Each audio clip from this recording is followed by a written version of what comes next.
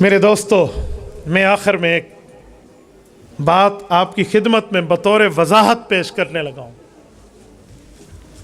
لوگ پوچھتے ہیں مسئلہ فدق کیا ہے، لوگ سوال کرتے ہیں یہ فدق کا مسئلہ کیا ہے، یہ باغ فدق کے معاملات کیا ہیں۔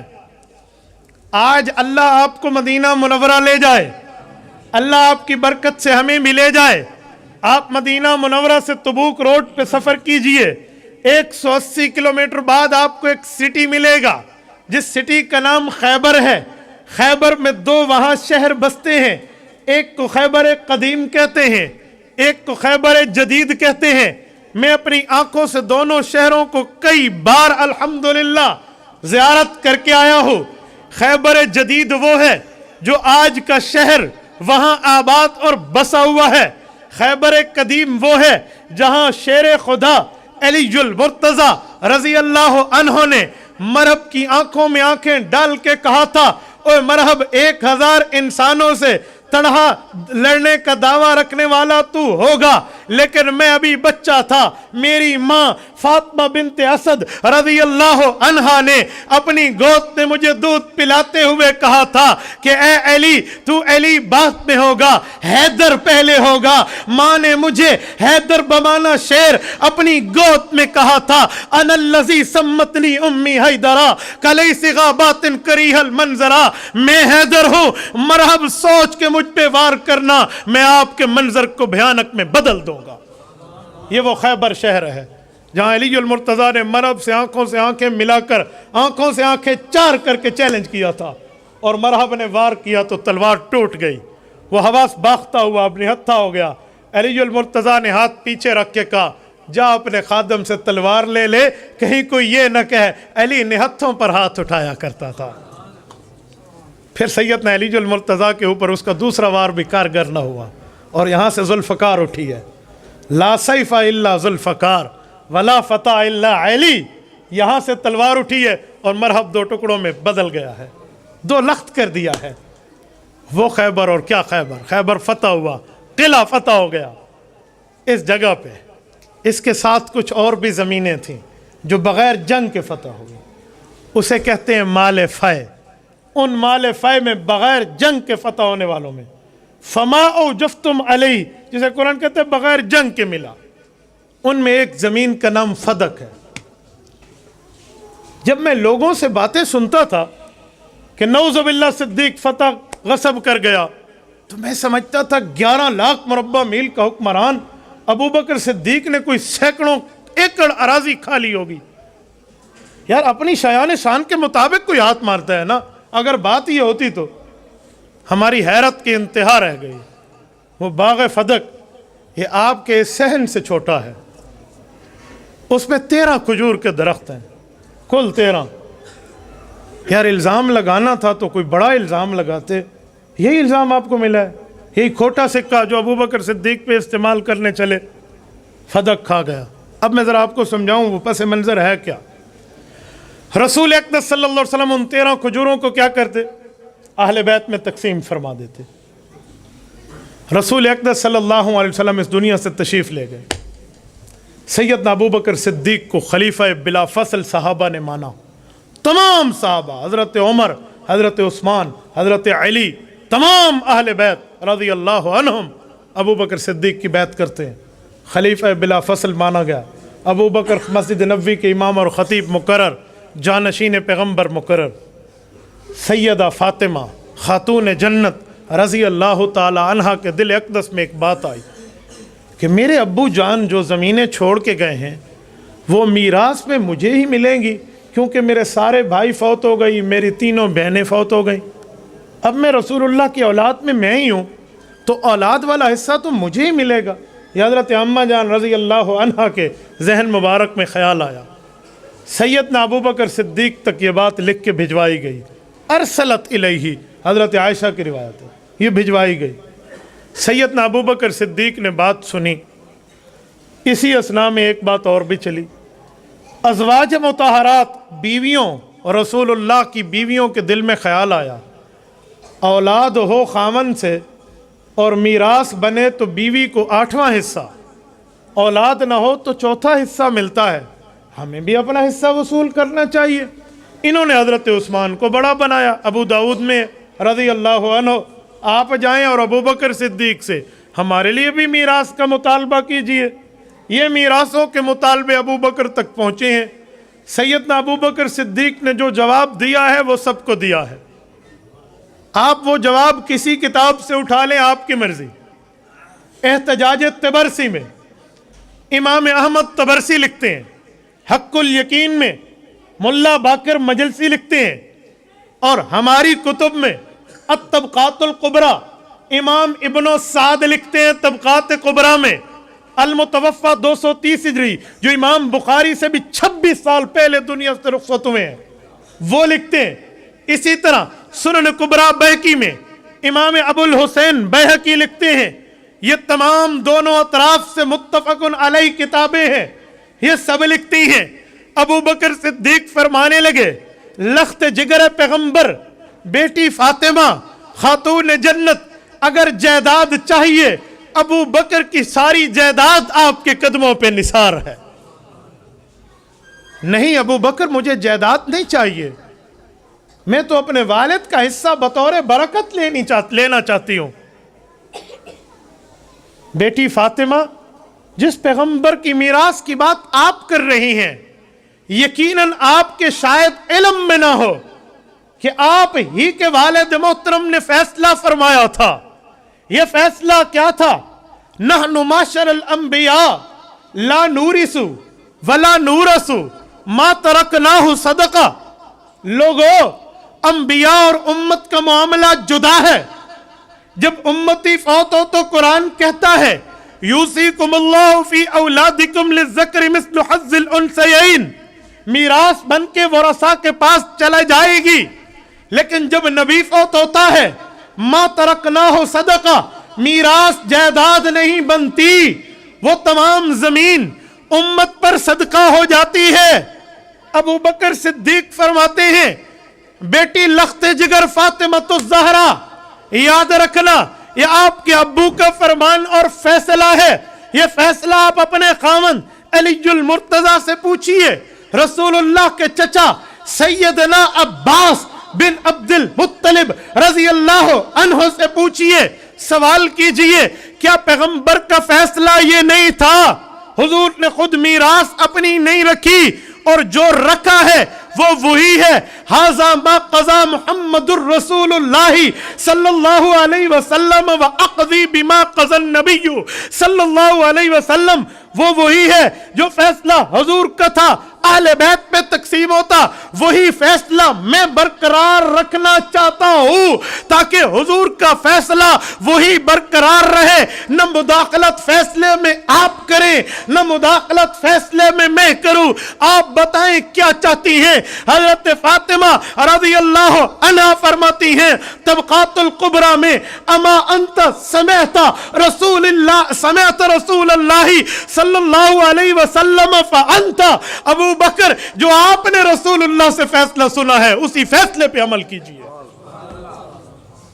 یہ تو 1400 سال پہلے سے معاملہ طے ہو گیا تھا. اور صدیق اکبر رضی اللہ عنہ نے اپنی بیٹی سمیت حضور کی بیویوں کو جواب دیا.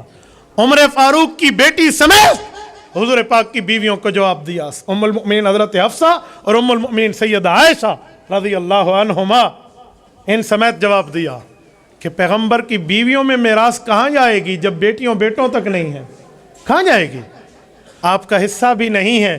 وہی ہوگا جو آپ کے ہاں آتا تھا پہلے حضور کے دور میں، اب میں بھی وہی کروں گا. میرے گھر ایک دانہ بھی ان کھجوروں کا نہیں آئے گا. کیا آپ یہ چاہتی ہو میں حضور کا فیصلہ بدل دوں؟ جی نہیں، ہم تو برکت کے لیے رکھنا چاہتے تھے. کہا برکت سے بہتر پیغمبر علیہ الصلوۃ والسلام کا فیصلہ ہے. جی طے ہو گیا، طے ہو گیا، معاملہ ختم. صدیق اکبر رضی اللہ عنہ نے اس کے بعد بھی حجت اتمام کی ہے. سنن الکبریٰ بہقی میں روایت موجود ہے. ابو بکر صدیق رضی اللہ عنہ آئے ہیں. کسی کو شک ہو تو میں کتاب کھول کے دکھا سکتا ہوں. سیدنا صدیق اکبر رضی اللہ عنہ تشریف لائے ہیں، حضرت علی المرتضیٰ کے دروازے پہ تشریف لائے ہیں، اور سیدنا علی المرتضیٰ کے دروازے پہ تشریف لائے. گرمی کا ٹائم ہے، حضرت ابو بکر صدیق پہنچے ہیں. سیدہ فاطمۃ الزہرا کے خاوند سیدنا علی المرتضیٰ نے دیکھا ابو بکر آپ تشریف لائے، کہ جی پردے میں پیغمبر کی بیٹی خاتون جنت سے ابو بکر کچھ بات کرنا چاہتا ہے، کہ جی بہتر میں گھر سے پوچھ لوں۔ جی بخوشی پوچھئے۔ اماں جان فاطمہ کے پاس ابو بکر صدیق کا پیغام خود علی المرتضیٰ رضی اللہ عنہ لاتے ہیں۔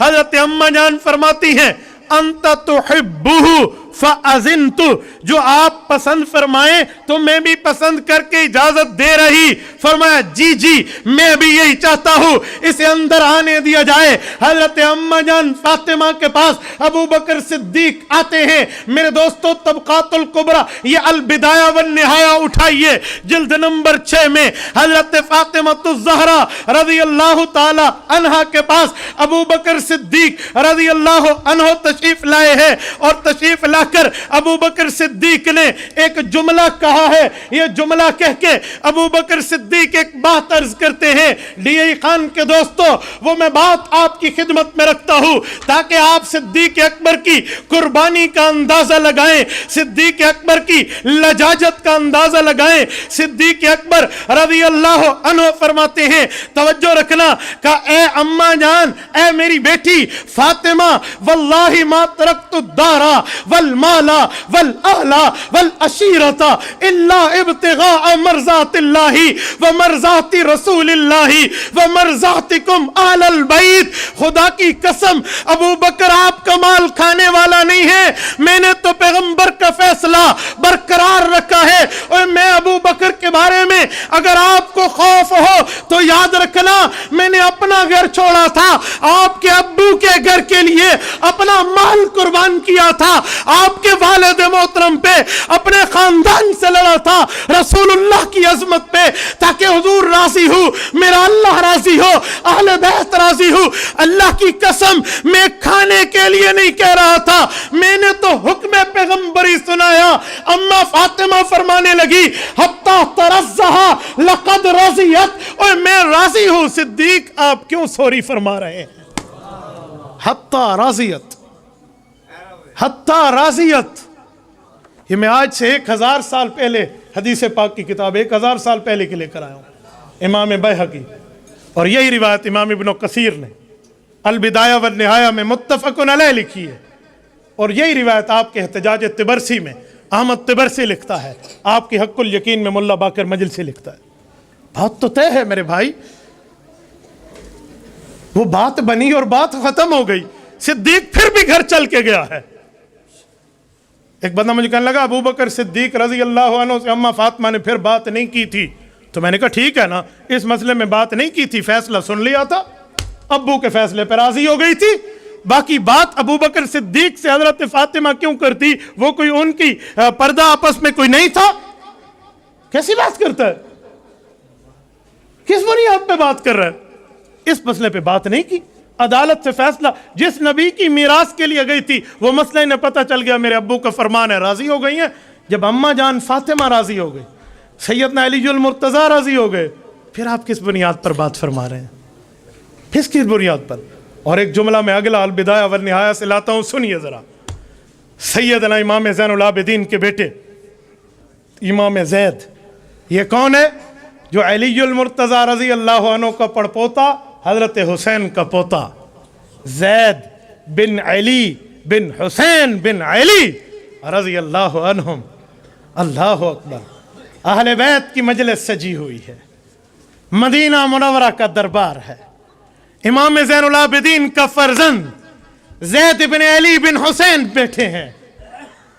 کسی شرارتی نے ایک شرارت زدہ سوال کر دیا، ابو بکر رضی اللہ عنہ نے جو فیصلہ کیا تھا اماں جان فاطمہ کے لیے، آپ کا اس بارے میں کیا خیال ہے؟ اللہ اکبر، اہل بیت کی عظمت کا خون جوش مارتا ہے۔ سیدنا علی المرتضیٰ کا پڑپوتا، امام حسین کا پوتا، امام زین العابدین غازی مارکہ کربلا کا بیٹا زید بن علی گویا ہوتا ہے۔ کہا میرا کیا خیال ہے؟ सुनोए अमा आना फलौ कुन्तु मकान अबी बकरिन रज़ी अल्लाह अन्हु लहकमतु बिमा हकम अबू बकरिन रज़ी अल्लाह अन्हु फी फदक।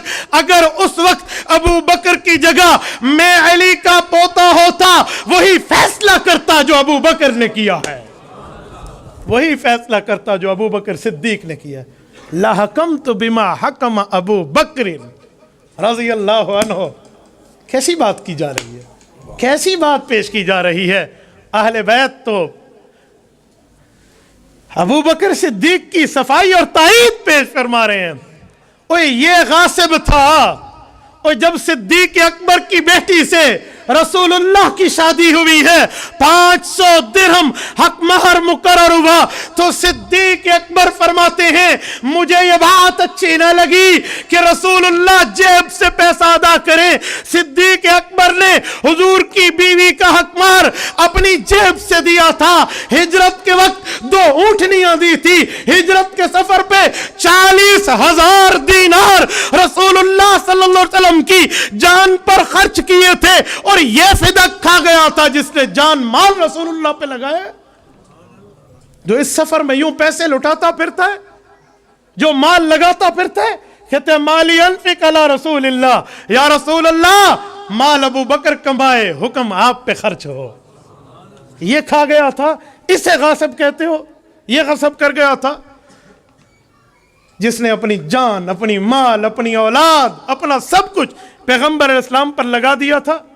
अच्छा चलो, मैं एक कदम बढ़ के कहता हूं, हमारे 12 आइम्मा हजरत अली, इमाम हसन, इमाम हुसैन, इमाम ज़ैनुल आबिदीन, इमाम मोहम्मद बाकिर, इमाम जाफर सादिक, इमाम मूसा काज़ी, इमाम अल रज़ा, इमाम तक़ी, इमाम नकी, इमाम हसन अस्करी, इमाम महदी रज़ी अल्लाह अन्हुम, अजिल्ला शख्सियात में किसी एक का कौल पेश कर दो कि सिद्दीक ने यह बाग अपने कुंबे और फैमिली के नाम पे करा दिया हो। कयामत तक ये बात नहीं मिल सकती। ये तो सब राजी रहे उनसे। सिद्दीक ने अपने कुंबे पे करा लिया हो, अपने नाम पे अलाट करा लिया हो, आमदन से जायद असासा बना लिया हो, कोई तो पेश करके दिखा दो। और सिद्दीक ने अगर रसूलुल्लाह की बेटी को यही फैसला सुनाया है, तो हुजूर की बीवी और अपनी बेटी आयशा को भी यही फैसला सुनाया है। सिद्दीक ने अपने घर में भी तो नहीं दिया। क्या तुम ये चाहते हो सिद्दीक पैगंबर के फैसले में मुदाखलत करता? बोलिए बोलिए। सिद्दीक पैगंबर के फैसले को बदल देता, पैगंबर के फैसले को अबू बकर तब्दील करता, यही चाहते हो? सिद्दीक ने तो पैगंबर के फैसले को बरकरार रखा है। इस फैसले को अबू बकर सिद्दीक रज़ी अल्लाह अन्हु बरकरार रख रहे हैं। ये कैसे हो सकता है कि अबू बकर सिद्दीक रज़ी अल्लाह अन्हु पैगंबर के फैसले को बदल दे? और सिद्दीक अकबर रज़ी अल्लाह ताला अन्हु को अल्लाह रब्बुल इज़्ज़त ने ये जो फैसला कराया है, सिर्फ सिद्दीक का नहीं है। ये पहले फैसला नबी का है, फिर फैसला सिद्दीक का है, फिर उमर का है, फिर उस्मान का है, फिर सैयदना अली का है रज़ी अल्लाह अन्हु। इन सब ने अपने दौरों में भी यही किया था। मैं अगर तेरी बेवकूफ़ी मान लूँ कि सिद्दीक खा गया था, नऊज़ु बिल्लाह, तो फिर तू सिद्दीक के सच पे शक कर रहा है, तो मैं जुमला कह सकता हूँ कि सिद्दीक का शक मशकूक है, अगर फिर सच ज़मीन पे नहीं आया, फिर इस धरती पे सच्चा किसको दिखाएगा? अगर अबू बकर का सच भी मशकूक हो जाए, फिर सच्चा होगा कौन? फिर अल्लाह की कसम ज़मीन पे सच्चाई उम्मत में नहीं उतरी। और सिद्दीक जिसके पसीने से सच्चाइयों की, वफाओं के बादशाह बनते हैं लोग, वफाएं यहां से फूटती हैं, जो चश्मा है सदाकत का, ये खा गया था। मेरे दोस्तों, मैं एक जुमला कहता हूं, हजरत अबू बकर खा गया तुम्हारे मुताबिक, हजरत उमर हजरत उस्मान खा गए, नऊज़ु बिल्लाह, फिर हजरत अली की हुकूमत आई या ना आई? बोलिए। तो बाग़ फदक कोई गुमलजाम नहर के नीचे आ गया था? ये पानियों में आ गया था? फदक की ज़मीन तो हजरत अलीउल मुर्तज़ा के ज़ेर कंट्रोल इलाके में मौजूद थी। तो जब हजरत अलीउल मुर्तज़ा बिला शरकत गैर हुक्मरान बने थे और 4.5 साल बने थे, हजरत फ़ातिमा तो दुनिया से रुखसत हो गई रज़ी अल्लाह अन्हा, हजरत हसन हुसैन तो जिंदा थे, हजरत उम्मे कुलसूम और हजरत ज़ैनब तो जिंदा थी, हजरत फ़ातिमा की औलादें। तो अली बुलाता, मेरी बेटियों, मेरे बेटो आ जाओ, वो तो खा गए थे, मैं तुम्हें तुम्हारे नाम पे तुम्हारी माँ की जायदाद अलाट कर दूं। हजरत अली ने भी तो नहीं किया। क्यों? اس لیے کہ اہل بیت کا فیصلہ میں سنا چکا ہوں البدایہ سے کہ ابو بکر کی جگہ اگر ہم ہوتے تو یہی فیصلہ کرتے. یہ فیصلہ وہی ابو بکر والا اور نبی والا علی نے برقرار رکھا ہے رضی اللہ عنہم. پھر فتویٰ صرف ابو بکر پہ کیوں ہے؟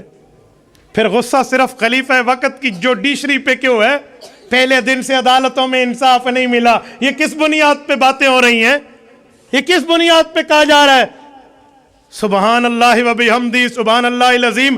دوسرے لفظوں میں یہی کہنا چاہتے ہو کہ پھر چوتھی جوڈیشری جو حضرت علی المرتضیٰ کی تھی اس نے بھی ناانصافی سے کام لیا تھا؟ یا ابو بکر صدیق کو بہانہ بنا کر علی کو نشانہ بنایا جا رہا ہے؟ کیا مطلب؟ کس بنیاد پہ کہا جا رہا ہے؟ اور میں ایک بات قول فیصل کے طور پہ بات ختم کرتا ہوں، توجہ رکھنا. اللہ کی چاہت یہی تھی، اللہ کی مرضی ہی یہی تھی. ابو بکر خلیفہ اول بنے اور یہ فیصلہ کرائے، علی خلیفہ آخر بنے اور پھر اس فیصلے کو برقرار رہے. اگر علی پہلے نمبر پہ خلیفہ بن جاتے تو صدیق کے فیصلے کی تائید کون کرتا؟ نہیں سمجھے؟ صدیق کے فیصلے کی تائید کون کرتا؟ آؤ میں تمہیں 5 تن پاک دکھاؤں. ایک نبی ہے، ایک صدیق ہے، ایک عمر ہے، ایک عثمان ہے، ایک علی ہے. یہ بھی تو 5 تن پاک ہیں جن میں پہلا نبی ہے، آخری علی ہے. پانچوں نے فیصلہ یہ برقرار رکھا ہے اس سائڈ سے آؤ فیصلہ نبی کا ہے، اس سائڈ سے آؤ فیصلہ علی کا ہے. اگر خلافت میں حضرت علی پہلے آ ہی جاتے تو یہ حضرت ابو بکر کے فیصلوں کی تائید کون کرتا؟